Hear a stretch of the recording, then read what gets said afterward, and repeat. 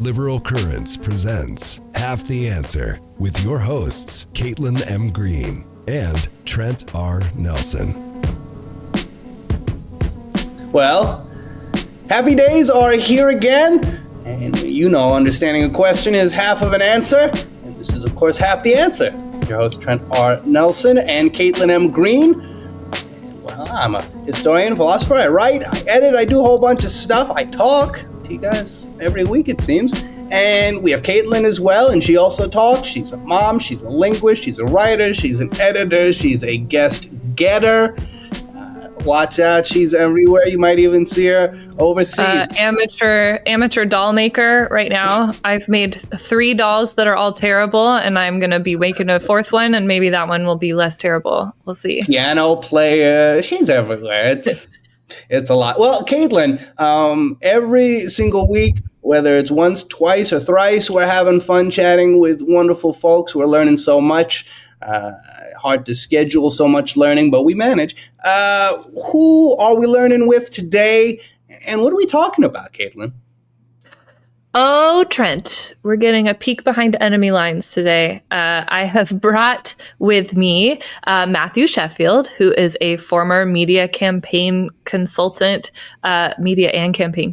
for the Republican Party, and who is now using his knowledge for good. He is the host of the Theory of Change podcast, author of What Republicans Know, and his work has been in Vanity Fair, Washington Post, and the Daily Beast, and more. We are so excited to welcome you, Matt. How are you today? Hey, good to be here.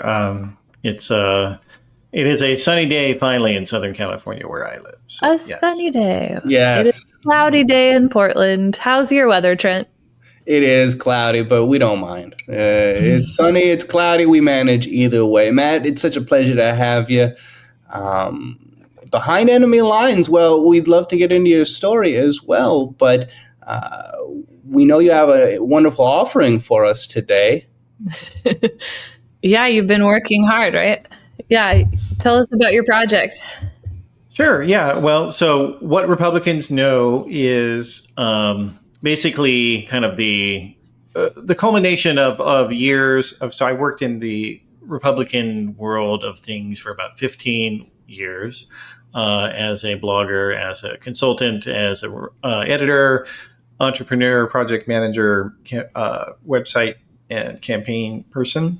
And basically, you know, I after I switched sides, and we can get into that later, what I realized was that the left does not understand just how much these Republican consultants have figured out.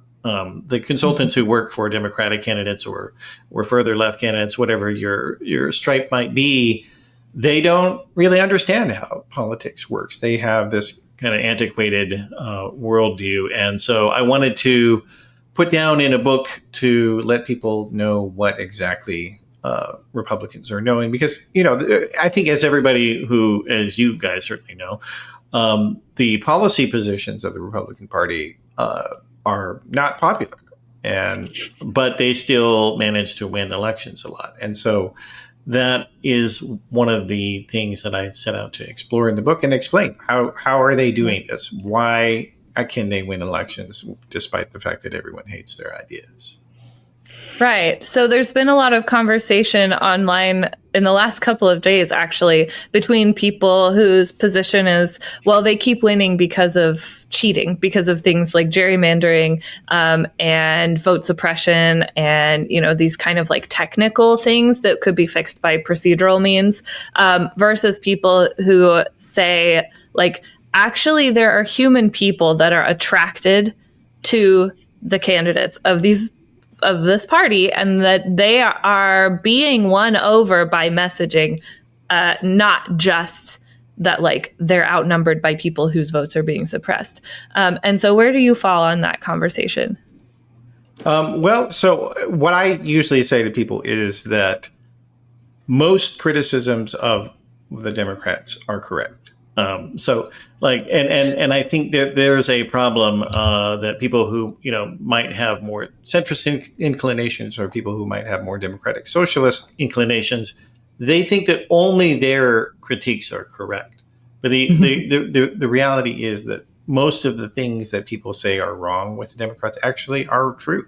And I'll give you an example from each side of the debate on that. So like, Republicans obviously are using gerrymandering to win elections and whatnot, but the reality is they cannot gerrymander Senate seats, and so the Republicans have, it's important. Well, let me step back first to say that. So the Republican Party, as presently constituted, is not a conservative party; it's a reactionary party.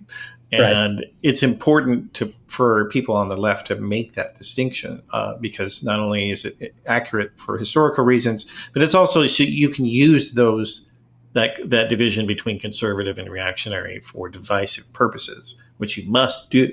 And so when the reactionaries took over the Republican Party, they basically did it by tricking conservatives who disagreed with them into feeling like, oh, if you don't vote for us, you're going to die. The Hillary Clinton is literally going to murder you. This is not an exaggeration when I say that they have multiple podcasters going out there and saying that, Republicans will be hunted if Hillary Clinton won the election, which of course is ludicrous and stupid. But, if you don't know a lot about politics, then you might, just a little bit think that maybe that might possibly be true. And so, that's so gerrymandering is important, but it's not the only thing. And then, with regard to, various other isms that the Republican right uses to manipulate people, they use all of them. They don't just use one. Like that's one of the things that I want to get, make sure that people understand as a takeaway from this is that they use, racism, they use sexism, they use, anti-poverty, hatred, they use all of these things, and they use religious bigotry. So they have many tools in their toolbox, and we have to recognize what they are. Yeah. And again, I think, Matt, what you just said in the beginning, we talk about it all the time, seemingly here, each and every episode. It seems as though we get back to the fact that Republicans are better at staying on message and hammering home messages. And the people respond to that, and they don't respond to what they perceive to be the wishy-washiness of the Democratic Party. What is the remedy for a party that seems to not message well and to lack a spine to some degree? Well, I think ultimately the most effective thing that's going to happen is that, so the Republican Party there's a real split between the political professionals and the ideologues. And people who have strong ideologies on the left have to make a similar distinction within the party, because if you want the party to do the right thing, you have to make them terrified of you. That's really what it comes down to. And so we have to build power and build our own ecosystems. And so, stop giving money to the Atlantic, stop giving money to the New York Times, stop paying these mainstream institutions that have no interest or belief in what we do. And so don't give them your subscription money. Like, use archive.is to bypass their paywalls. You can do that. That's what we've got to start funding people who actually agree with us. And that's one of the central points in the book, because like the Democratic Party literally funds right-wing media. And I've got a graph of how it works. Basically, Kamala Harris and her super PACs, they actually had more money than Donald Trump and his super PACs, including when you factor in Elon Musk dumping that money in Pennsylvania and Wisconsin. But they wasted it on TV ads, because TV ads. So here's this interesting paradox: is that political scientists, the right wingers are correct about this one thing, which is that academia is, predominantly comprised of people who lean leftward. And that's certainly true with regard to political science. But the really sad thing is that we've got a ton of amazing and learned political scientists, and nobody listens to them in the Democratic Party. The party is dominated by these consultants who they don't actually know very much about political science. They know almost nothing about cognitive psychology.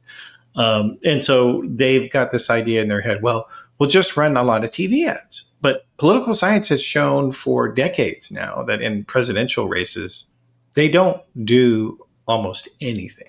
And so Right. Kamala Harris spent almost the entire Trump campaign budget just on TV ads. And then she had more money on top of that.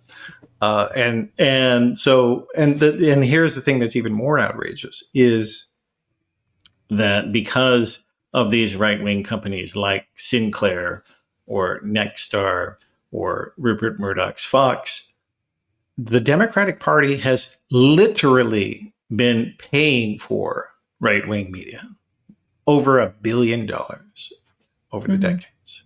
That's fucking outrageous. Okay. This is something that I wanted to really get into because one of your kind of tenets or one of your like main points in this in what Republicans know is about buying TV ads on Sinclair stations, on Fox News stations, on all of these kind of these entities that are owned by extreme right-wing people is simply just putting money into their wallets that they will then use to create more propaganda against you. And that, I think, coupled with your point that TV ads are simply not that effective, means that it's like only loss, no gain. Is that what you're saying? Yeah, basically. I mean, they get a small, tiny amount of gain from these ads, and they are more effective. They are more effective in like local races because most people don't know who the candidates are. But at the presidential level, this is Pepsi versus Coke. So if you see an ad, if you're a Pepsi drinker and you see a Coke ad, you're not going to drink Coke. You're just not, because it's not persuasive to you. And so Pepsi guy. That's right. And so the same thing, that's how it is in the presidential campaign. So essentially, the money that Democratic campaigns, and they send 1,000 of these, Trent, will you help us? We're about to die here. I need your help there. Need your $5, even though I have $1 billion in the bank. The text messages, the emails, do something first. I'll give you $5 later. Right. Like, do something for us. Help, first. I'm dying. Help, I'm so weak, Trent. Your $5 will bring me back from the brink. Yeah. Well, yeah. And so basically, so they have all this money and then they are renting media assets instead of buying and owning and developing them. And that's really true with regard to, these newer ones that have come along, as the popularity of YouTube, really skyrocketed. It's by far the number one website on the internet now. And we've got you got TikTok and podcasts. These are all things that people are turning to, especially younger people. And the left is not there. Larry Ellison wants TikTok. He would like to own it, and that means it's another one. Yeah. In the right wing bucket. Yeah, and he just bought CBS. And so, and put Barry Weiss in there. So, they are really going out there to fund and buy up as much media as they can. And, this is not something that, these consultants tend to be either extremely old, like James Carville is one of these people. I mean, like, why would you ask for advice from a guy who hasn't won a presidential campaign since 1996? What the hell does this guy know? Nothing. No, that's right. He's irrelevant. And and the interesting thing also is that the Republican Party. So, and I can say this because I was there rubbing shoulders with these people. Like they were they had the same problem of these, defunct consultants dominating the party. When you look at the campaigns of McCain or Mitt Romney, but when Trump came in, they hated Trump because they thought he was a liberal, and so and he hated them in return, and so he kicked them out of the party and brought in new blood, new voices, new ideas, and they're just wiping the floor with the establishment Democrats who don't know what's going on. Yeah, I would say the Democrats have a reputation for rejecting new voices, right? And for keeping people out and for just like slowly just aging without like bringing in the new generation, right? Whereas there's all these organizations on the right that are explicitly designed, it feels like, to sort of vet young people, train them up, and find them places of influence. In every direction, right? Like the Federalist Society for the Judicial, the Turning Point USA for like the sort of influencer crew, Young Republicans, Young Americans for Freedom, like all these groups that are for like college age and even younger. There's like TPUSA High School. So scary. Anyway, that's a whole other thing. But, it's like developing these really young voices and putting them in sort of these mentorship relationships that helps keep the messaging fresh and helps keep fresh faces. Because one of the things you point out is like, whatever the message is, your messenger is really important. Like whose actual mouth hole is this coming out of does matter. James Carville is not going to cut it. No. And and I'll give you an example of just how dire the situation is in that regard, or the imbalance. So I have a friend who runs an anonymous Twitter account that mostly posts about basketball. And he occasionally likes to troll politicians in his local area just for his amusement because they're dummies. These are nonpartisan elections, though, in his area. And he got contacted by a Republican consultant in his area asking him, hey, you do good stuff. How can I help you? Wow. So to they an anonymous full account. With like less than 3,000 followers. So they just saw like, hey, you're giving some people a hard time who happen to be Democrats. How about I help you do more of that? Give them more of a hard time. That's terrifying. That is exactly what they do. And so, and there's another, this fits into a larger issue, which is that on the right, they will take you in for any reason, as long as you agree with them. Like they don't care what your motive is. You don't care what your background is, just as long as you agree with them. And, whereas on the, and I will say, I personally have experienced this, that people, even though I have been out of the right for more than, I left about more than 10 years ago. And I still get people saying to me, despite the fact that if you look me up, for even 5 seconds, you can see that I am not some sort of Republican, troll trying to infiltrate and turn people. No, it's like front and center. Like if you Google you, it's like, hey, look who left the right, who's not helping the Republicans anymore, and in fact wants to hurt them. It's you. It's like literally in the New York Times and NBC and all these other places. Like you couldn't read it, but I still get people that think that, and but I will say there, there is some justification for that idea, because it is true that some people who are former Republicans and that Hillary Clinton is one of them, they came into the American left and have tried to draw everybody over to the right. So like I know that has happened, but you should be suspicious of those people, not me. Because I'm telling you exactly what's going on here, and because it is like, but they also work in tandem with intra-democratic or intra-center left people who never were on the right. So like people like this guy David Shore, who have this, like, they think that they're practicing political science, but they're actually not. Like, I hate to break it to you guys, but looking at a bunch of polls and, drawing conclusions from them, that's not political science. And you guys are no, but they really do think it is. Like, if you ask them. Oh, yeah. Yes. They do. Like, yeah. no, that's what it is.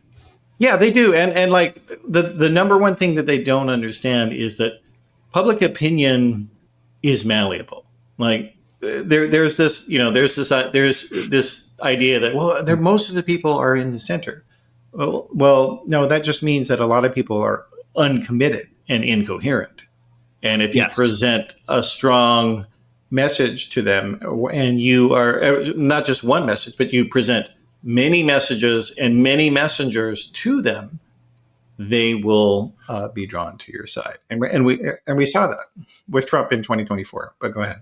Yeah, I'm sorry. It's very comfortable. I think it's very comfortable. People, I think, do this from an emotional standpoint almost more than anything else. I mean, I think that for a certain type of person, perceiving themselves to be right in the middle, right? Like right in the sweet spot, the I'm normal sweet spot, right? Everyone else is strange. Everyone else is, beyond belief, but me and like everyone that I listen to and all of the beliefs that I have, they're all normal. And I mean, it might have been in one of those dreaded publications that we were just talking about unsubscribing from. But I remember seeing a poll where it essentially, like, it noted how many people in the poll considered themselves to be centrist and then where their ideas actually fell, like politically speaking. And it's nowhere near the center because it's, as you noted, there's an incoherence that exists broadly through the society as it comes to politics. And yet, come the first Tuesday in November, right, we still have to vote. Everyone's voting. So it's hard to reconcile that incoherence with a functional democracy, no? Well, I mean, that is something that has always been a concern within political philosophy for centuries. I mean, you go back to Plato. I mean, that's what a lot of his writings were about. And so, yeah, like it is like the people being uninformed and, the risk of demagoguery and manipulation. These are known commodities, and but this is how the game has always been played. And this is why it's so shameful that the Democratic consultant and elite class, like they complain, oh, well, Fox News manipulates people. Well, or Rush Limbaugh does this. I mean, or when he did it, or Joe Rogan does that. And it's like, well, this is the rules of the game that have been in place for thousands of years. OK, right. And human psychology has not changed since Socrates was killed for making fun of people's religion in ancient Greece. And like, so that's how it is. So like, you have to change yourself. And if you don't hate the game, hate the player yourself. In this case, hate yourself. Yeah. Well, but like, if you don't like the rules of the game, then you have to win so you can change them. Right. And these guys think that, after the 2008 election, people kind of deified these people like David Axelrod, who were working for Barack Obama. But the reality is the Republicans had presided over a economic collapse. So anyone who was a Democrat would have won that election. Let's be honest there. And Barack Obama was a really good speaker. So like you add those two things in, and what these guys did as their strategy was kind of peanuts. Like it didn't really matter what they would have done. And so, so, that's why you have to focus on how things are changing and how they're different. And, they've like, and you can see this with the Jeffrey Epstein situation. So like the Democratic consultant class has been saying that literally everything is a distraction. Like they use that word distraction every fucking day for the we past, bitch about it here all the time. Yes, absolutely. Yeah. And because they have this idea that you have to have one message And if you just keep hammering that one message, then it'll work. But the reality is, if the media thinks your message is boring or uninteresting or not related to the news, why the hell are they going to repeat your message? They're not. Yeah. It's not going to work. And that is why you don't like people. I do hear people say, well, why don't I see, Hakeem Jeffries or Chuck Schumer on the news? Well, actually, they're doing stuff every day. But what they say is fucking crap. And so it's boring and it's useless and irrelevant. Because what are you going to do? You're going to be like, breaking news today, Hakeem Jeffries said that your life is unaffordable still.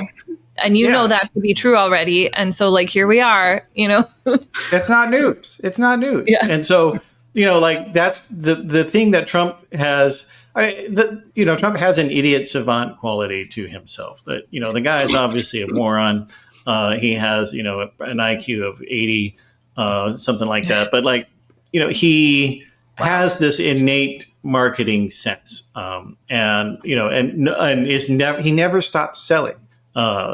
He's always pushing any narrative possible out there, because like that was the thing in 2024. What we've found in literally every survey found was that a lot of the people who voted for him had no idea what his positions were.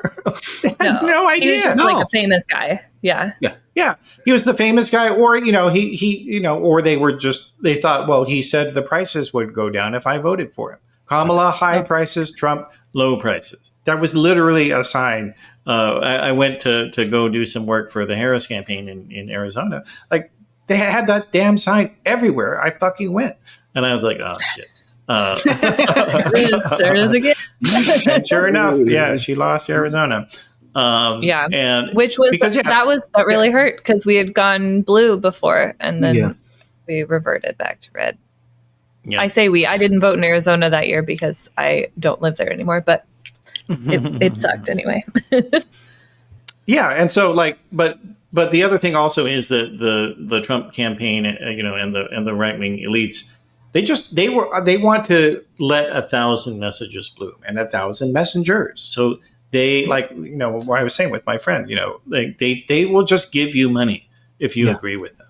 Whereas on the left side of the aisle, people who are doing media are having to beg and plead for them to pay attention. And usually they don't. And so that's why we have to rely on crowdfunding and things like that, because the party establishment has their head up their ass. So wait, you're saying that Soros isn't giving us all money?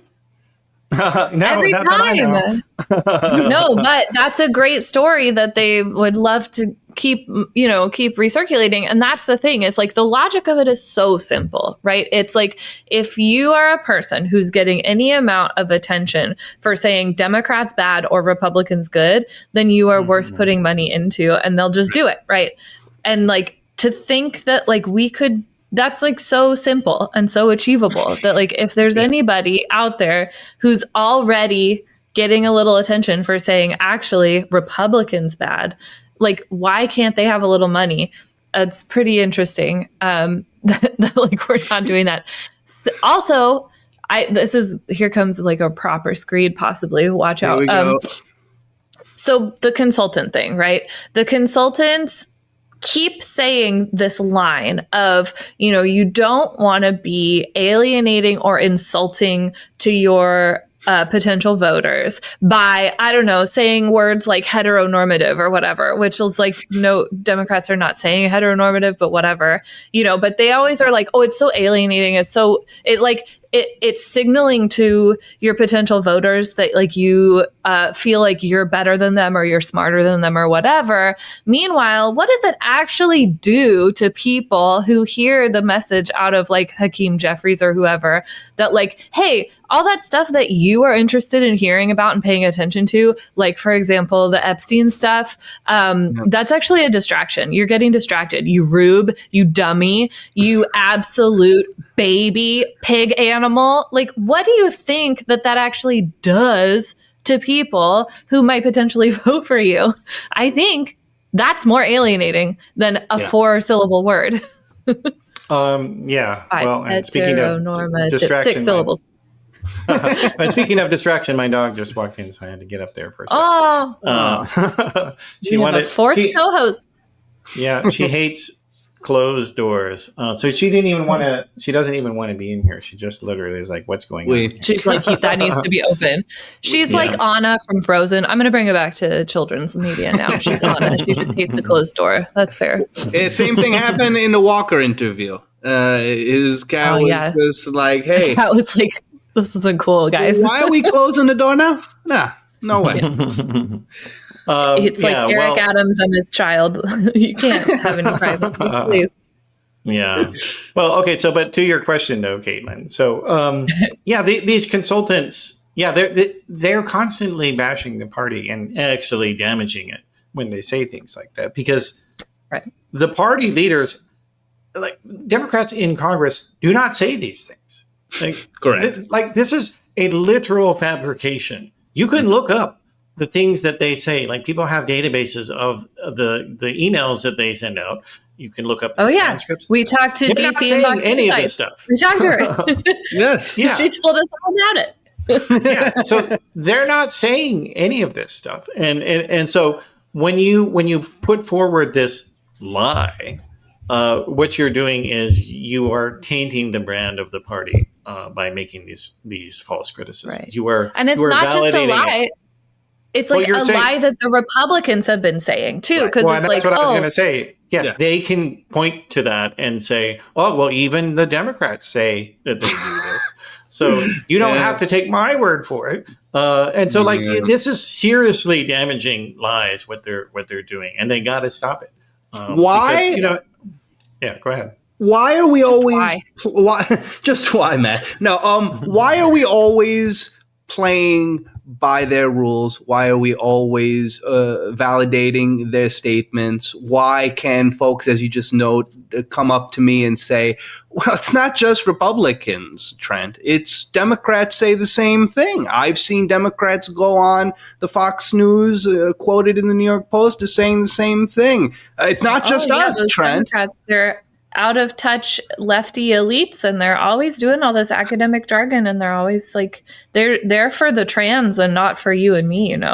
Kamala's for they them is what I heard. Yeah. Yep. Well, it's so this goes back to their outmoded origin. So this was Bill Clinton's strategy when he was the president, and they called it triangulation, so that they would put him as the reasonable person against the left of the Democratic Party and then the Republican right. But what they failed to understand is that's a strategy that only can work for a party that actually has a vigorous and powerful left. And so you can't. So if you don't have that, then what this strategy does is actually moves the country to the right. And that has been what we've seen, except for on cultural issues where people actually have managed to stand up for themselves, but when it comes to things like deregulation or taxes or, this various spending programs, they really don't make the case for that. And right. So as a result of that, there's, it just the default comes over to the Republican side. And you see that also in the legal world as well, where the right, they never had so on the left, there was this stupid delusion of legal positivism, as it's called, like the idea that there's an objective legal standard. And by golly, it always seems to support what the left believes about stuff. But it's objective. It's science. We have a science of judging. And it was always bullshit because, law is just simply, politics in black robes. That's what it is. And the right never bought into that. And so they're like, nah, the law is whatever the judges say it is. And that has been their theory of jurisprudence. And that's why they focus like a laser beam on the judiciary and made it as a centerpiece in their campaigns to their voters. And like that was the number one message of Trump 2016 was, look, you don't have to like me. You might think I'm a liar. You might think I'm an asshole. I'm a misogynist, whatever. That's fine. But I'm going to get these judges that are going to go after, the trans people. I'm going to get these judges that are going to do all the things that you want that will overturn Roe versus Wade, and et cetera, et cetera. And it was very effective. I knew a number of people who would spit that argument back to me. They're like, yeah, I don't like Trump, but gosh, he said he's going to appoint these Federalist judges. And, and sure enough, he did. And, and like and even to this day, after, like we're seeing from these, popularist people, that's what they call themselves. We're seeing them say, people like Ezra Klein saying, oh, well, maybe we should run pro-life candidates in, various areas. And it's like, look, if they can come up on their own and they can win, then look, let them do it. But we're not going to actively solicit people who are trying to undermine, especially on an issue where we have the majority. What the fuck? Right. How are you building a majority we have the popular position. by attacking women's rights? When we see that, in all these ballot issues that keep passing. Right. So what was the actual justification that he provided for that idea of like pro-life Democrat? Was he just saying like, oh, in those small areas where pro-life is not popular, like we could get a Democrat in and then that would be good for us? That is the general theory of what he says. Yeah. And look. But then what happens? They get into office and then they don't protect our rights because they don't believe in them. Yeah, and like I mean, it's complicated because like I don't think that any one particular candidate, like it's not a one size fits all country. So somebody who's like Joe Manchin is not going to win in in New York, or somebody like Zoran Mamdani is not going to win in Indiana or something like that. But at the same time, you have to actually have some real partisanship and understand how the game fucking works. So like the filibuster thing. Like if a candidate isn't going to commit to overturning the filibuster, a Senate candidate is not going to commit to getting rid of the filibuster, then they should never be elected, regardless of their positions on any other issue. Right. Because and because we can see that with the shutdown, like it would absolutely in the short term have been advantageous, and Trump was calling for them to get rid of the filibuster to stop the Democrats from blocking them, but John Thune refused to do it because he knows that the entire point of the filibuster is to break governance and to break the ability to accomplish good things, because they know as soon as we get something done, the people fucking like it. And they won't let it be taken away from them. It's right there in the name. Filibustero. If to be a freebooter was literally, as some of us know, it was quite popular in the 18th and 19th century for like white folks to like go down to South America and try to start revolutions of like minority power. And that's where the term comes from in the political sense. It is literally, as you noted, the hijacking of power from the majority. And it's wild. I just keep coming back, Matt, to the fact that we need to find people that stand for stuff.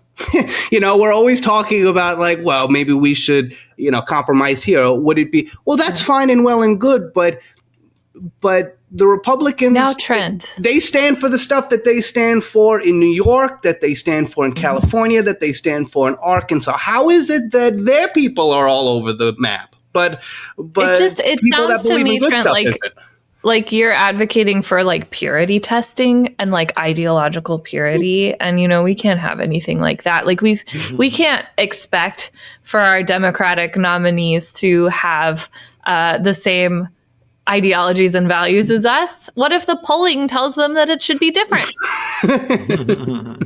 Well, and like actually that is another point that's in the book, is that polls are not for, you don't use polls to determine your positions. You use polls to determine your strategy and how you talk about your positions. And that is the from a strategic standpoint, that is a very critical difference between the two parties. So Republicans, when they take polls, they are about how should we say this thing that we want, or in their case, they say, well, maybe we shouldn't talk about it at all. And like that's what they've done, since they got the court to overturn Roe versus Wade. They don't talk about abortion at the national level, but they're still going for it at the state levels. And so like that's a much more strategic standpoint. So whereas on the Democratic side, they look at polls and they say, oh gosh, we have a position that's unpopular, so I guess we shouldn't have it anymore because people will like us if we get rid of it. And it's like, number one, Republicans will still tie you to that position, whether you have it or not. And in fact, like Kamala Harris didn't even say anything about transgender issues during her campaign at all when she was running. That was not a thing for her. She didn't talk about it ever. But it didn't matter. So because they still were like, no, Kamala Harris loves transgender people. So you can't run away from your actual positions. Despite what you want to say, and Trump did the same thing with regard to Project 2025.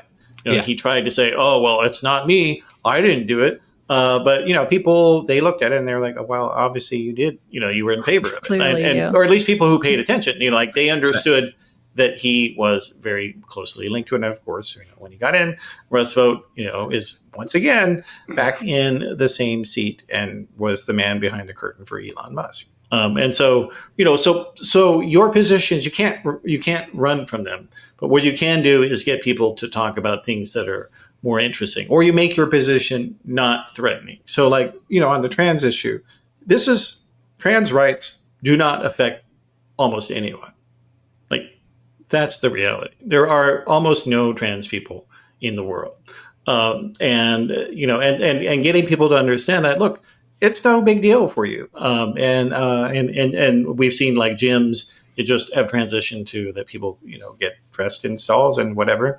So like, there's no discomfort that people can have, and if you're worried about something like that, and in with regard to athletics, women's athletics, NCAA. The president of the NCAA said there are fewer than 10 trans athletes out of more than 550,000. So This is not a national conversation. This is, this is just a handful. You are of people. unlikely to play against a trans woman, let alone lose to her. Yeah, and also when they play, they don't really do very much better. Like in the Olympics, they have had a handful of trans athletes compete, and none of them has ever won a gold medal, not one. Mm-hmm. So the idea, but instead of just explaining this stuff and explaining, the reality, the historical reality that trans people have existed for the entire history of humanity, and that we can see that. In India, where there's a very literally multi-thousand-year-old trans tradition of the hijra, there, but like this is not some newfangled thing. So basically, you have to explain. Look, this is no big deal. If you're concerned about it, get over it. It's not going to hurt you. They're not going to hurt you. And the same people who are saying this bullshit to you are the same ones who were saying that if you have same-sex marriage. Your daughter, your son's going to be marrying gay. Dogs, right? Yeah. Or your son's going to come home gay. Well, guess what? It didn't happen. So your son is not going to come home as a girl from getting a surgery at the school, which is what Trump has said. He literally said that teachers are giving them surgeries. Out of control lying, right? And it should be really easy to counter as long as you're not scared, right? So I think that's absolutely right. To just be like, listen, some people are trans. Some people have always been trans. It's okay to protect their right to live their own lives, and it is not going to hurt you. And here's all the reasons why it's not going to hurt you.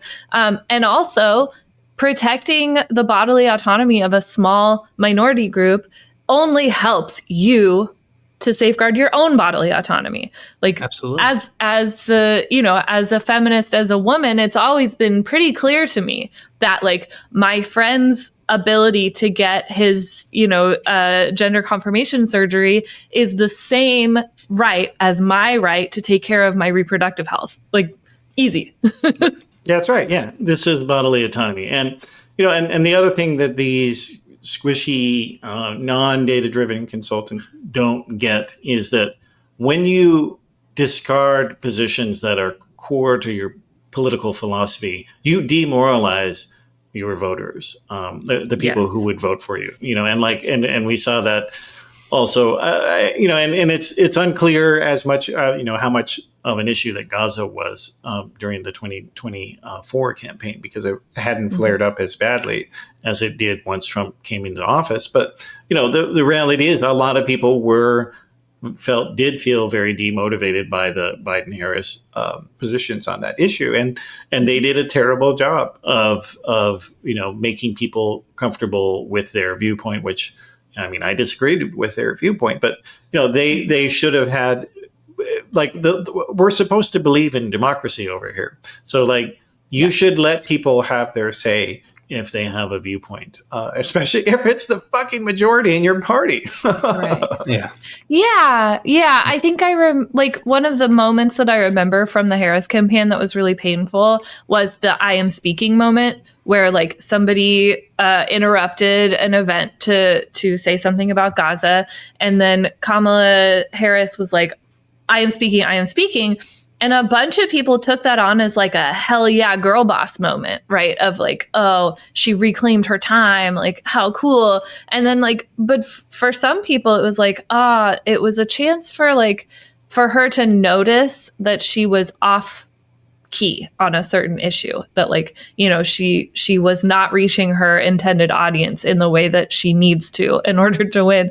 And instead she went girl boss mode, and it was demoralizing, I think, to a subset of voters, for sure. Well, if your political consultants are telling you that those people who are heckling you are only a small portion of your group and are not actually a substantial block, then I guess you can decide to blow them off. But once you realize that, this is, as Matt noted, this is a mainstream position for our party. This is what a good majority believes in. It would seem politically suicidal to do something like that. And you find yourself reflecting and asking yourself, how much are the people that are giving the strategy getting paid? How much money are we wasting? How comfy are they? Right. We are buying slots on Fox News and Sinclair, and we are also giving them a salary? That is unbelievable, because this, from a layperson, seems to be bad news. Yeah, well, and it's actually, they get even more money on top of that. They get commissions on top of that. And that's a huge reason why they keep doing all these wasteful ads, is that the more ads they buy, the more money that they make. And Mitt Romney in 2012 actually did something that nobody has copied since, which was a great idea, which is that, and I'm not saying that you should get rid of all TV ads. I'm not saying that. But if you're going to buy them, you assign someone is a salaried employee, and it's their job to work with the stations to get these ads on. And they don't get paid anymore, regardless of how many ads are placed or sold or made. It's just their job to do this stuff. And, and he saved a lot of money by doing that. This is a no-brainer. That should be an immediate policy. And it would save a lot of money. And it would remove the perverse incentive that these consultants are getting to push this ineffective strategy, because it doesn't really do much for the campaign, but it does a lot for their wallet. And that is why they do it. That's, we have to shift things to a more entrepreneurial standpoint. Kamala Harris had Biden-Harris had, with their PACs, basically more than $1 billion than Donald Trump did in the campaign. And if they had diverted $100 million of that into media, into paying for people to have a livelihood, that all of that money would still be in play right now. And a lot of those things would be profitable.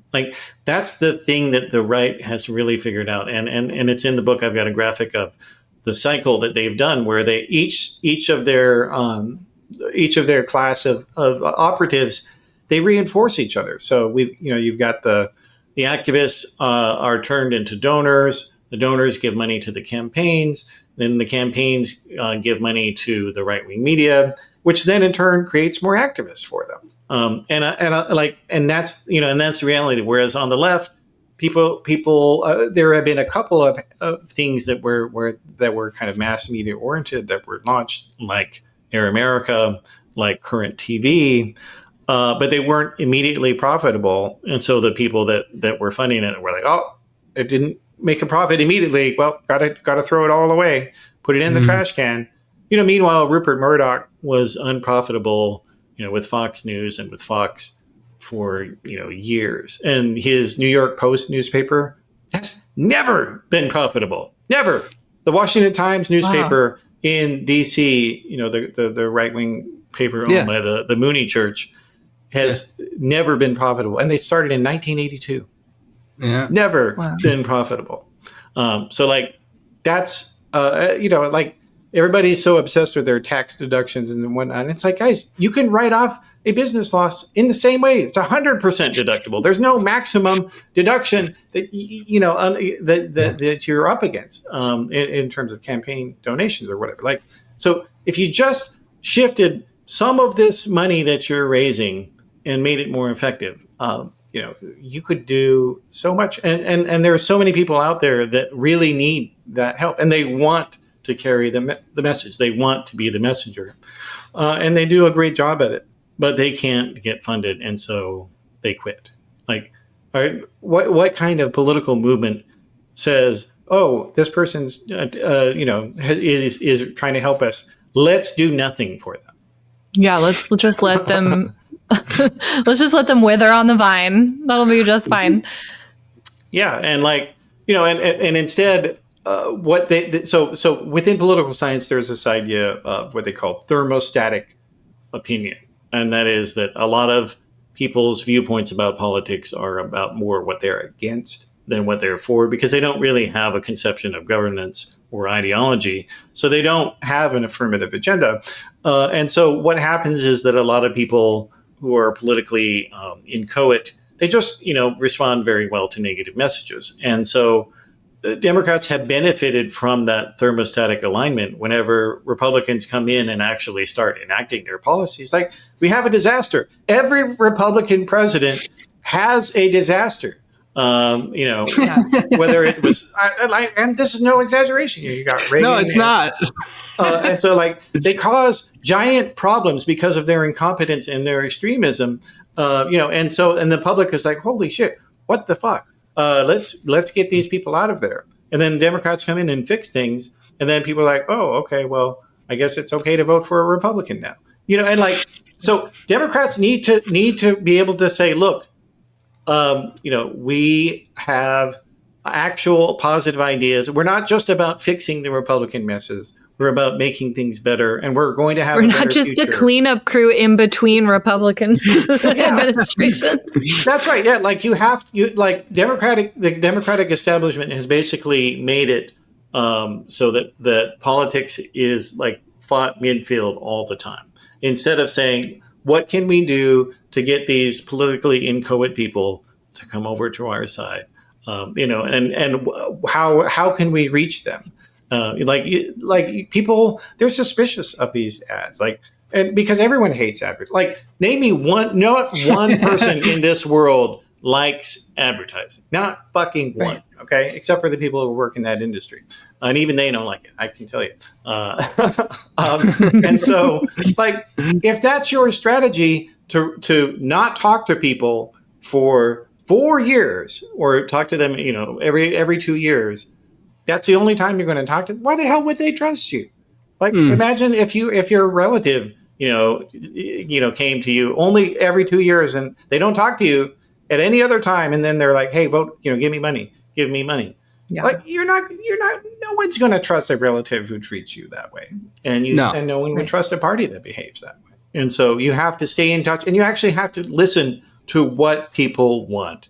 And the reality is, since 2000, I think in 2005 or so, a majority of Americans have disagreed with the idea that America is heading in the right direction. And so, like, if you can't listen to that, then, people like Trump are going to listen to that, and they're going to, and Trump's very good at the gloom and doom message, and very good at telling people everything's going to hell. And it worked, like a lot of people, I think there's this myth that a lot of people on the left have, that everyone who votes for Trump is a racist. Everyone who votes for him is a misogynist. Everyone who votes for him is a Christian supremacist. No, they're not. They are, a lot of people are, and even Hillary Clinton, didn't say that. Like, she was like, oh, it's about half of them are the deplorables. That's what she said. So if you're one of those people that still likes her, you got to listen to what she told you, which is that it's not all of them. She didn't even say half. She just said there's two groups. She didn't say their relative sizes. Yeah. Oh, okay. Yes. Yeah. I didn't remember that, but yeah.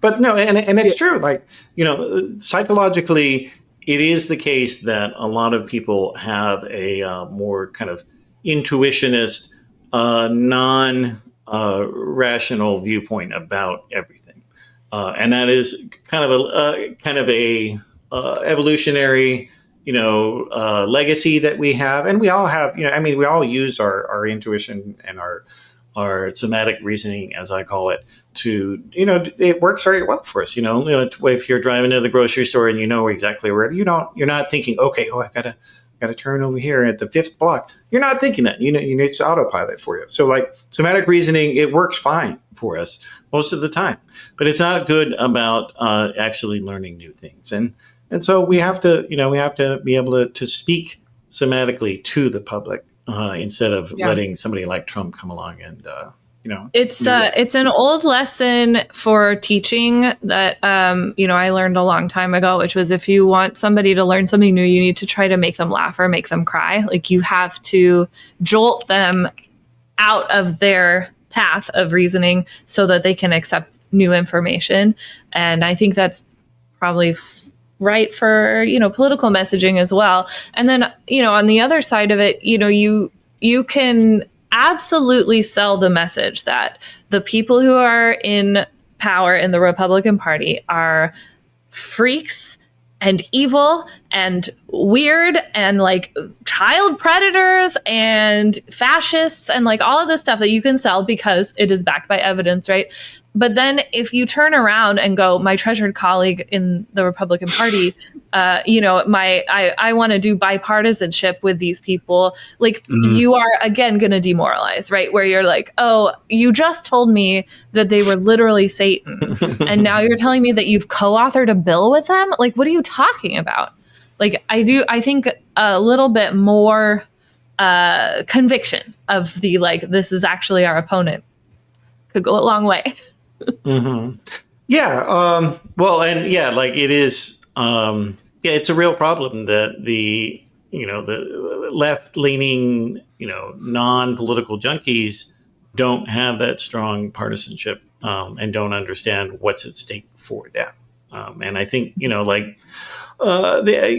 were a lot of people also who did develop this very simplistic viewpoint of that. Oh, well, if somebody's, when we talk to people, we'll only talk to them based on what their demographic group is. So we're not going to talk to women about anything other than abortion, because women don't care about anything other than abortion. Black people don't care about anything other than racism. And you saw it with some of these. They were always such a disgrace with these when they have these Democratic debates, and they will be hosted by two white people, or a white person and a black person, and then they will walk somebody out and be like, okay, here's a Hispanic person now to talk to you about immigration. It's like, what the fuck is that? Like, you are disgracing yourself if you suppose that people who are Latino only are concerned about that topic. Right. And they're like tokenizing, forcing them to do it in that way. And and the reality is, most I think the majority of Hispanic Americans have no connection to the immigration system. So this is not a message that's relevant to them, and that's far more harmful than some college professors saying Latinx. And that is one thing that Trump has recognized. fully and wholly. And if you watch him go out, he talks to black folks about making money. He talks to everybody about the stuff that he's interested in. And he pulls people out of the different communities, and you see them up there saying like, yeah, like Latinos for Trump. Folks everywhere, he talks to them in a more authentic way than the Chuck Schumers, than the Hakeem Jeffries.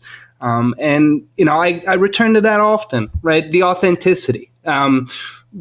Whether we like to admit it or not, the American public to some degree sees what they're doing over there as being more authentic than, as you noted, marching people out to ask token questions about stuff. You know, people want to feel part of the whole. They don't want to feel necessarily picked out and you know, made an illustration of, because what, they're black, they're Spanish. What is that supposed to mean, right? We have to talk about the stuff that's uncomfortable, but Matt, the polls say that doesn't. We shouldn't talk about that. The polls, Trent. The polls.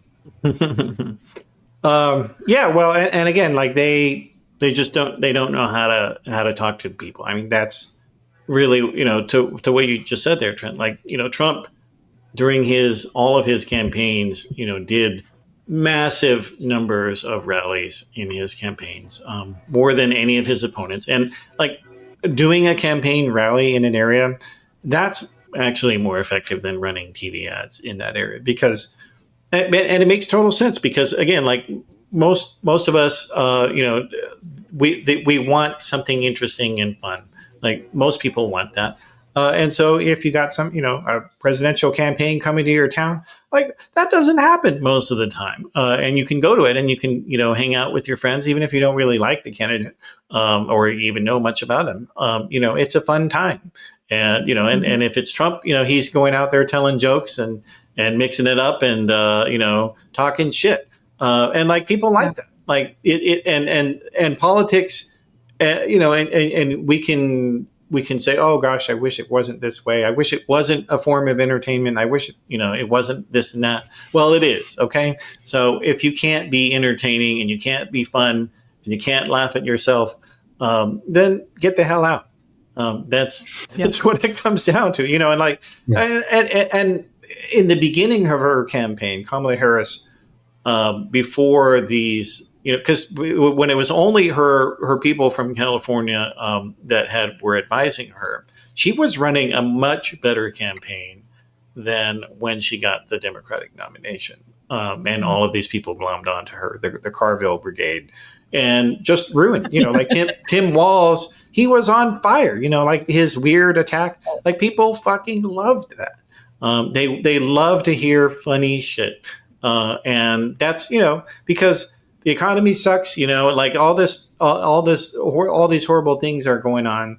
Like we want a break. And if we can get a break from somebody who also has ideas that we agree with, then we fucking want that. And so, you know, call these people weird, call them dumbasses, call them, you know, whatever, say whatever you want about them. Like they're fuckers, and they need to get fucked.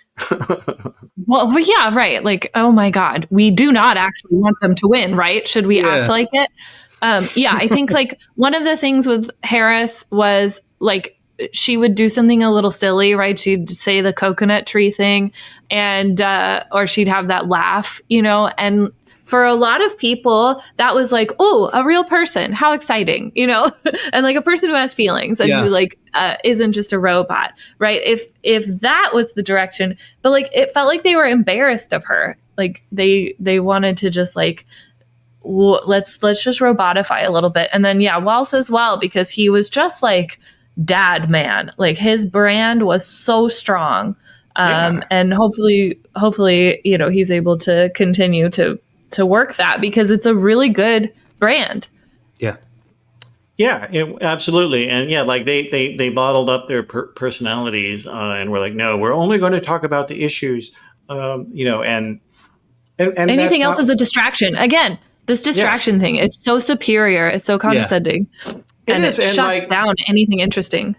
Yeah, and like, and just like embracing who they are, just even as people, like Trump himself had literally said that he was like, oh, I'm more attractive than Kamala Harris. So like he was sensitive.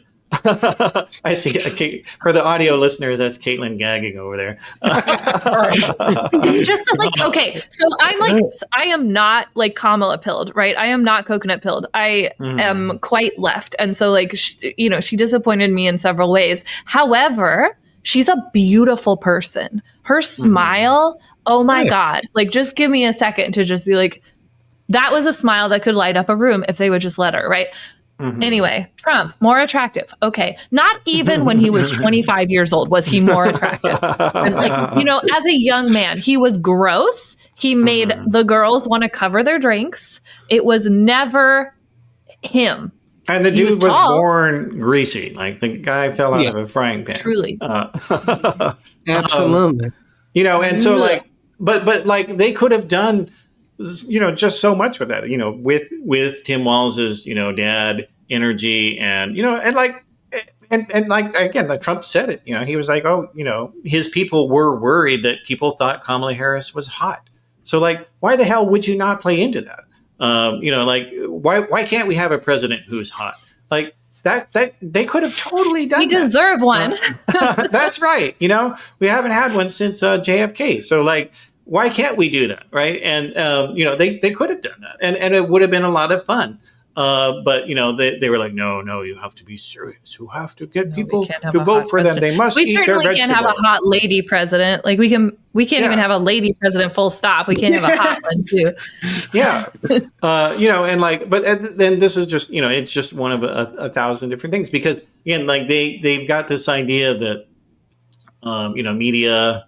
Or that people only care about the issues. Well, people don't even know what the positions are. Like Harris's campaign began because it was run by these consultant people. Her positions were perfectly calibrated to have majority. And in fact, so YouGov literally did a poll about Trump's positions and Harris's positions, and almost all of Harris's positions had majority support.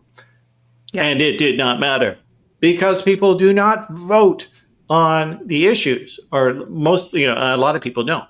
And so they vote on, what they think of the candidate as a person. They vote on, general vibes, and just how the state of the economy was. And like and Biden Harris really, dropped the ball on that. Like the polls were showing that people thought that inflation was bad. And, and instead of saying, look, yeah, it is bad. And here's the 10 things that we're going to do to lower inflation.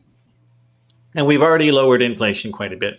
And we're going to keep going for it. And we're going to do this for you. And we're going to give you that to help you get a leg up, and we're going to add support systems. Like they didn't do that. Instead, they were like, no, the economy's fine. We're doing great. And when people would ask Harris, what's the one thing what are things you would do differently? And she'd be like, I wouldn't change anything. And then finally she was like, I would appoint a Republican to my cabinet. Who the fuck wants that? No, thank you. No, thank you, ma'am. Yeah, exactly. Like, so like, and it was like, that was a bit of a tricky question because of course she was the vice president. So like, It was designed to try to drive a wedge between her and Biden. But, she could have said, well, I mean, there's any number of things she could have said and done it in a way that was diplomatic and was safe, and was, responsive to what politics being ostensibly her career. Like she should know how to do something like that, right? Like that should be in her skill set. and even if it's just simply saying, well, we wanted to do this thing in the beginning, but we didn't get it. It didn't. The Republicans stopped it, or what? Like that's how you do it. You're like, we tried to do this. The Republicans blocked it. Well, I'm going to come back and we're going to finish the job. We're going to keep trying. Yeah. And that's how you do it, and like, and instead she was saying she'll appoint a Republican. Like the whole point is these assholes have stopped all the good things that we want in this country. And if you can't say that, then what are you in this business for? Well, you sometimes you gotta to sound like an old person for a second, you got to break a few eggs to make an omelet. Like if we need to say that Joe Biden wasn't the best president, or we need to say that we weren't as effective as we wanted. And so, like you said, Matt, we have, when we regain power and we have a great, majority that we can work with. Yeah, here's are the things that we want to get done and the reasons we want to get them done. But this, again, we play so much into what the Republicans say about us. Weak-willed, weak-spirited.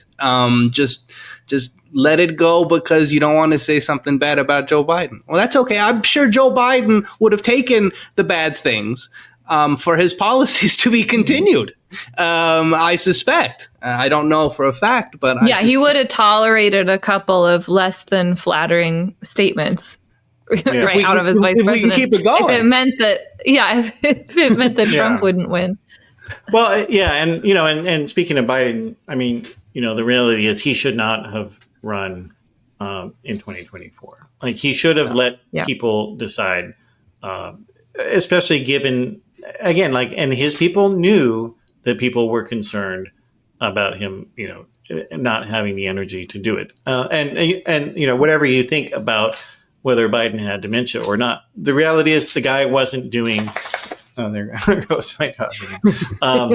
The guy wasn't matching Trump's rally energy. Like, like if you want to win, you got to be out there doing these rallies. Like that's the name of the game at this point, especially if you're up against Trump, who will, when he needed to, he was doing, 3-4 rallies a day, and Biden was doing 0.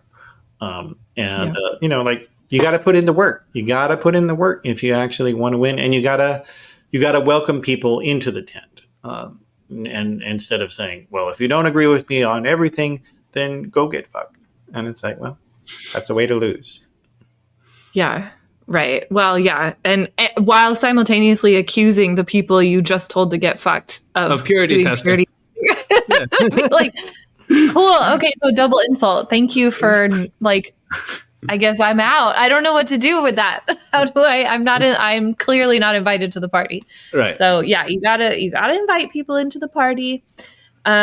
You've got to stand by your conviction. Like if you say something, you got to stick to it. Gee, imagine that. And yeah, be interesting. That was something that we've learned, I think, is that it doesn't really matter who you are, whatever your personal quirks are, or, your kind of identity and how your branding sort of works. It doesn't matter the specifics as long as you show them to people, right? You could be Tim Walz, the dad. You could be Kamala Harris, the kind of silly lady with the fun smile who also gets really tough all of a sudden. That's all very fun. You could be Zoran Mamdani, the really smiley dude who just loves his city, right? You can do any of those things, but you have to do them. You can't just be the Democrat Party robot amalgam machine. No. It doesn't work. People don't like it. No, they don't. And also you have to tell people if you get blocked by the opposition from doing something, you have to explain that this happened. So Biden did a good thing with the student loans. And then the Republicans sue. So again, you talk about a perfect silver platter campaign issue. He was literally the Republicans were stealing money that was given to young people in America. And Donald Trump improved his margins among young people. What in the hell? Republicans literally took money that Joe Biden gave to them. And Joe Biden had nothing to say about it, and had nothing much to say when the Republican Supreme Court, said, "Oh, you can't do this." But right. Why is that not, a thing that he's outraged about and talking about every goddamn day for a month, or right. more? Wasn't happening. So if you get blocked on something you want, then you got to explain it. Trump is very good at that also. Yes. When he encountered opposition on things, he would explain, well, this is why I didn't do this thing that I promised. And people notice that. Well, and again, what if the Democrats put their money into not Sinclair, Nexstar, CBS, Fox, whatever, and they used that money to figure out ways to tell people those things, right? Because like, we've come up against that wall a lot where we're like, oh, well, we can massage and finesse and perfect the messaging as much as we want. But if we're only telling people who are already a fan of us those things, then we're not going to get very far, right? So like what we need is to be using the money better to create a more effective megaphone that actually reaches people. And buying TV ads is just not going to get there. No, it isn't. And like people, the thing that everyone thinks about politician campaign ads is that they're lies. Like generically, that is what you think of all campaign ads. And that's what everyone thinks. So like you're using a medium that everyone associates with lies as your primary delivery vehicle. Like, this is idiocy. Like people believe a message that they have encountered, in other places like that. So whether it's from, somebody that they like as a podcaster, whether it's somebody that they, watch as a, like from some sort of lifestyle show, like they're much more likely to believe that because they trust that this person has given them advice that they liked on some other thing, whether it's, again, you don't have to agree with these people, but, like, let's say somebody likes Joe Rogan's, weightlifting or workout advice, because they're like, oh, well, look at him, he's pretty buff. I'm going to do what he says. And, and maybe it works for them, whatever. So they like him. And then when Joe Rogan tells them, well, you should vote for Donald Trump, well, they're going to believe that more than Donald Trump telling them you should vote for me. And being a part of the culture. Because that's what you expect to hear from Donald Trump. Yeah, of course, Donald Trump's going to tell you to vote for him. Yeah, exactly. And being a part of culture and, actually listening to people, like because Trump did a zillion of these podcast appearances on, random shows and stuff, shows most people had never heard of these shows. And yet here he was mixing it up with them. And whereas Harris, generally speaking, did very few of these things. She had the opportunity to be on Joe Rogan's show. He said, I would love to have her on the show. And they dithered about it until it was too late.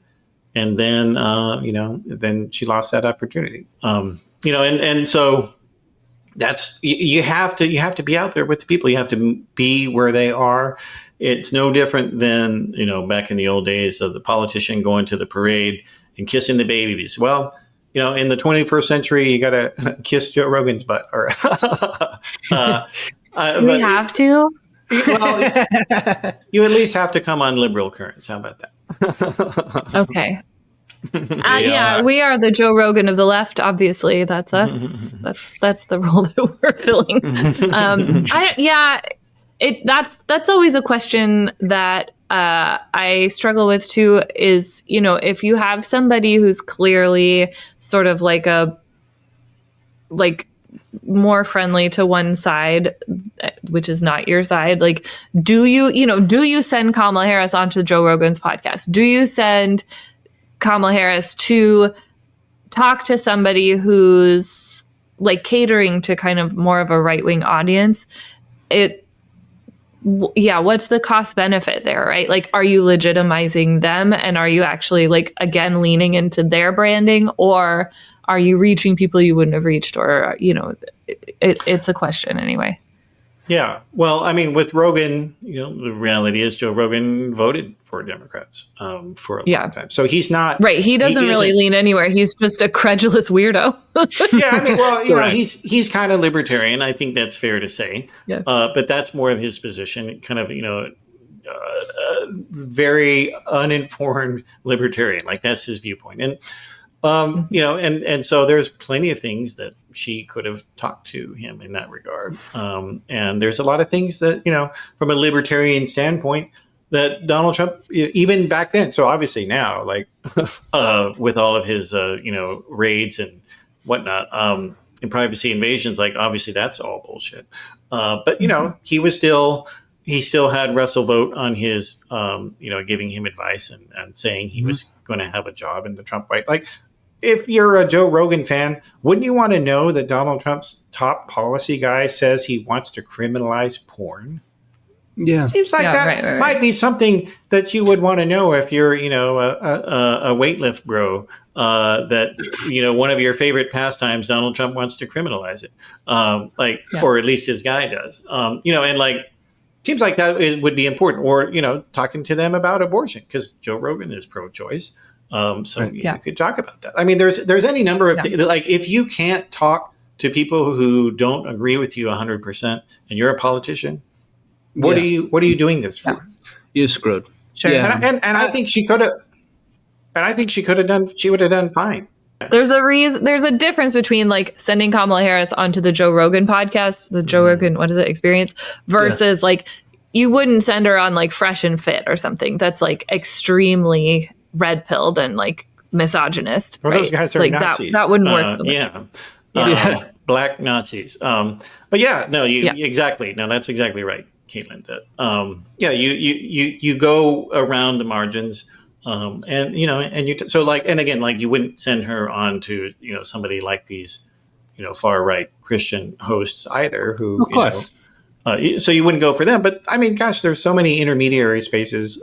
We still have those in society, and even though it might be easy to think that we don't, there's still a lot of places that people can be a part of. And like here, and just as another example of just how culturally illiterate Democrats are. So I personally, so every year during the Super Bowl, they let the president have something to say. And in my case, I would turn it off regardless of who the president is. I don't want to see that. But, a lot of people will just leave it on. Joe Biden refused that offer. Yes. He refused to do it. For what? What did he like, have going on that was more important? He thought it was, unseemly or whatever. And it's like, again, why are you in this business? Wait, whoa. Sorry. It's unseemly for the leader of a country to appear and speak at one of its most popular events, like cultural events. That's bizarre. It is bizarre. Yeah, it's stupid is what it is. This is a tradition, whether you like it or not. So just fucking do it, even if you don't like it. Like, why would you turn down being present at the number one rated thing all year? Like, who the hell is advising you? Trump has he went to a football game, I think, several weeks ago. He was, I think, the first president to go, as an active president to go since Jimmy Carter, I want to say. It was a long time ago, but to your point, Matt, if you look year over year at the top 100 rated television programs every year, 7 out of 10 of those are American football games. Unbelievable popularity, and he understands that. I mean, again, people who don't think that he has some type of intelligence, they're underrating it. He has, as you noted, Matt, he has a savvy, he has an intuition. He sees that everyone watches football. He always wanted to be involved in the NFL, going back into the 80s. He's involved in absolutely. XFL. Yeah, it's just that, I don't like any sports, really. I don't like a single sport. Sorry. But I recognize the status of the Super Bowl and the NFL as cultural entities, right? Like they're an important part of American culture. We all know this. That's so silly. And the president is understood to have a role as like a participant in American culture, right? Like they decorate for Thanksgiving, they decorate for Christmas, they decorate for Halloween. Like they do these things, they host like Easter egg, whatever. Who cares? I don't care. He knows the power. They do cultural stuff. He knows the power of bread and circuses, all right? He understands this. I mean, look at what he is doing with the UFC to celebrate, anniversary, right? American anniversary. Well, it's a chance fight. to reinforce the concept of the imagined community of America, right? Like that's what it's for. It's to enforce all of these things: reimagined community, spectacle. The president is doing things for us. I mean, he gets it all, and it's all him. He gets to be the star of it, right? It's perfect, and you juxtapose that with, as you were saying before, Matt, right? Like, I forget if it was all 4 years or if it was just 1 or 2 of the years that he didn't, but. Yeah, just a massive opportunity. Just a massive opportunity. You're passing up Joe Rogan. You're passing up the Super Bowl. Do you want to win? Do you want to win? Do you want to be part of this country? Like, do you want to act like you're one of us or no? Like, that's so weird. But of course, that would be a distraction, wouldn't it, Trent? And we're better. We're above distractions. Correct. We're all of your petty interests, your footballs and your Epsteins. We're above that. We don't have to think about that stuff. Yep. Oh my goodness gracious! Now time to win an election, right? Yeah, I mean, look, I agree with everything you guys said, I'm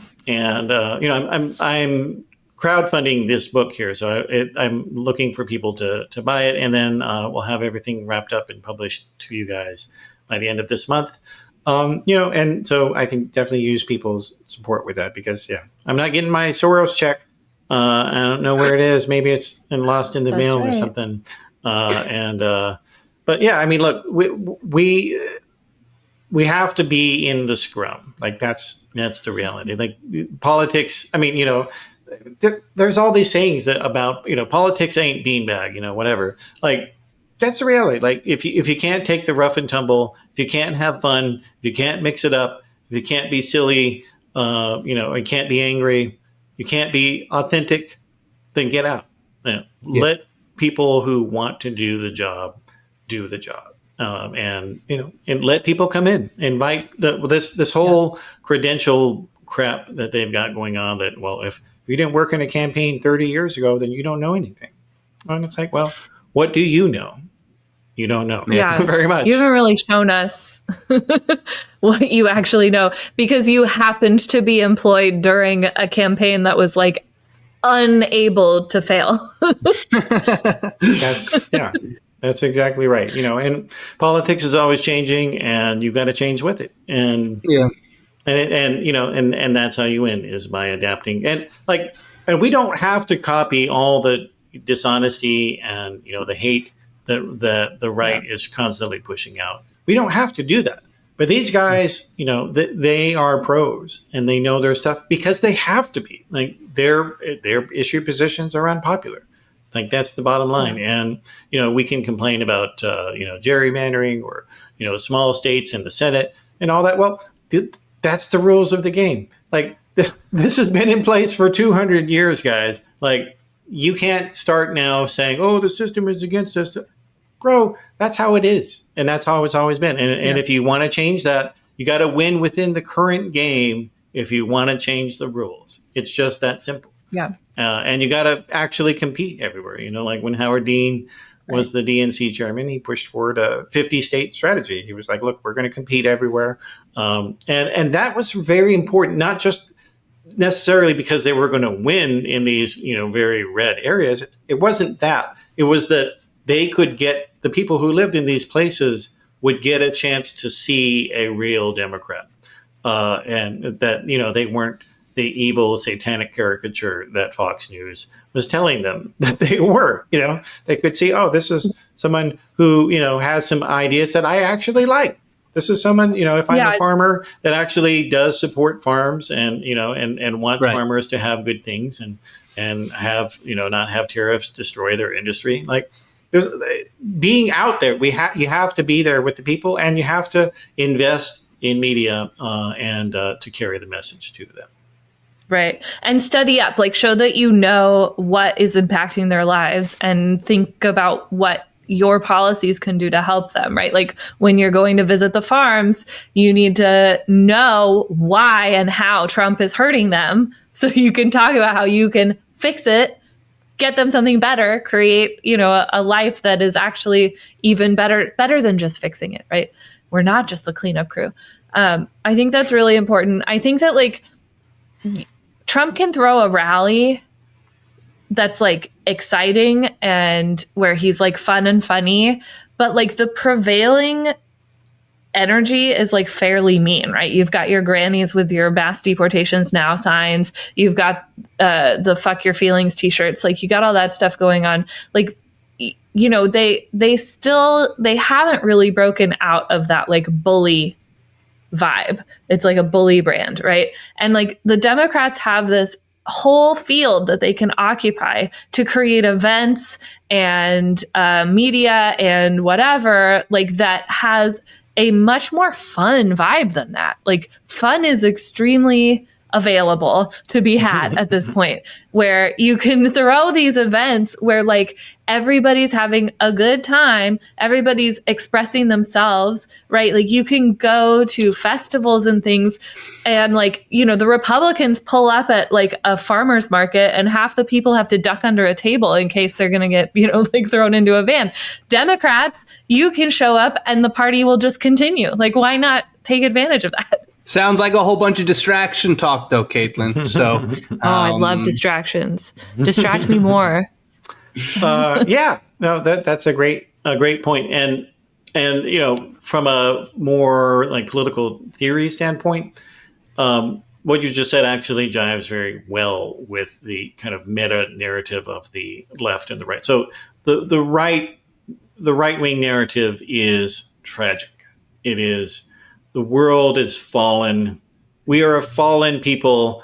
Nothing will ever get better. So we should just submit to the rich and powerful and hope that we can benefit a little bit from their opulence and greatness.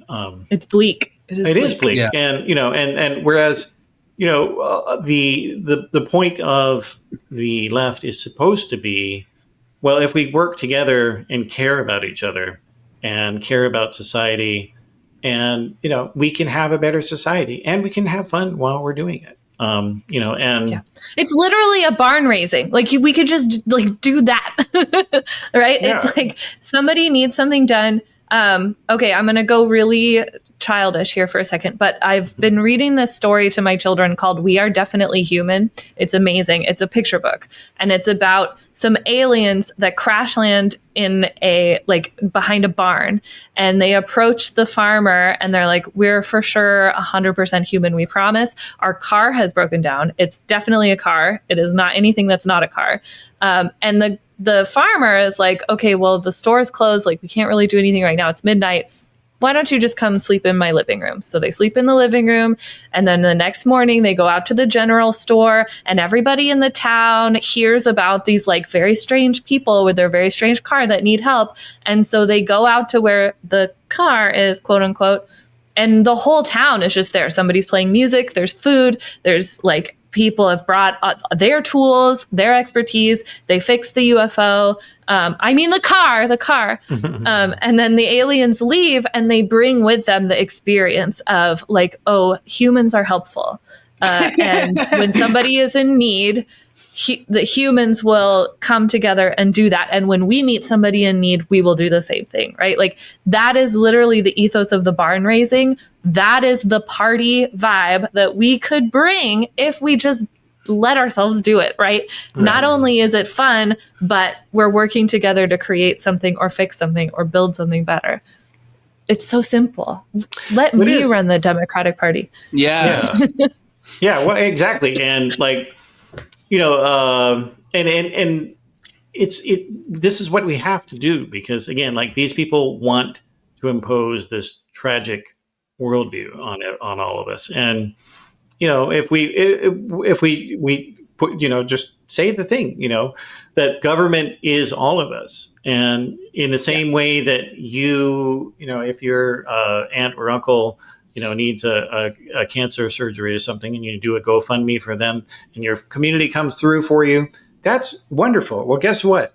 That is what government is. It is the ultimate GoFundMe. Like why don't we just say that? What if the government just did that already and you didn't even have to make the GoFundMe? Well, that's what I'm saying. Yeah. Right. You know, like, and just tell them the truth.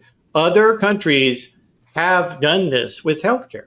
Like we can all have healthcare. We can not have to worry about going bankrupt.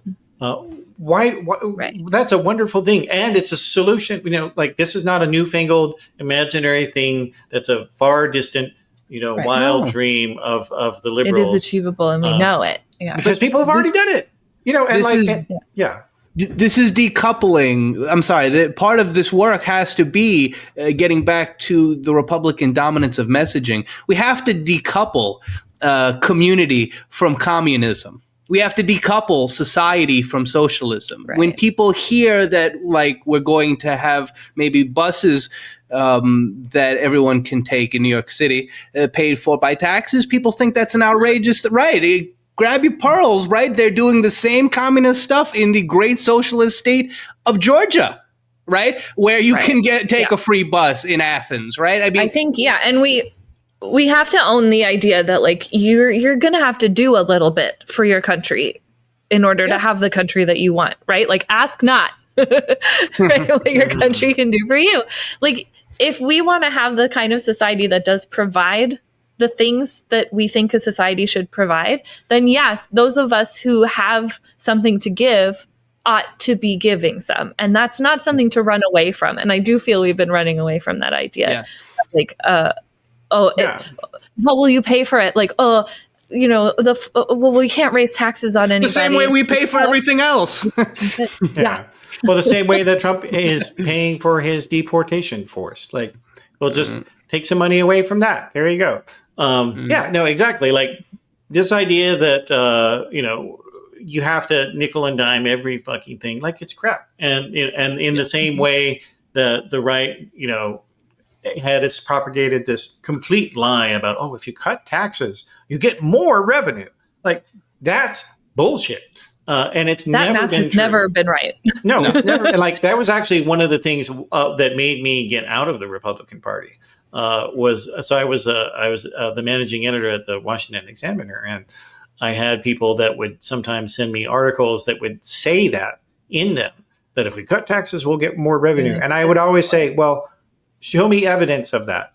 Like, give me a citation of that, a study that says that. And if you want that in there, you have to do that. And no one ever sent me anything.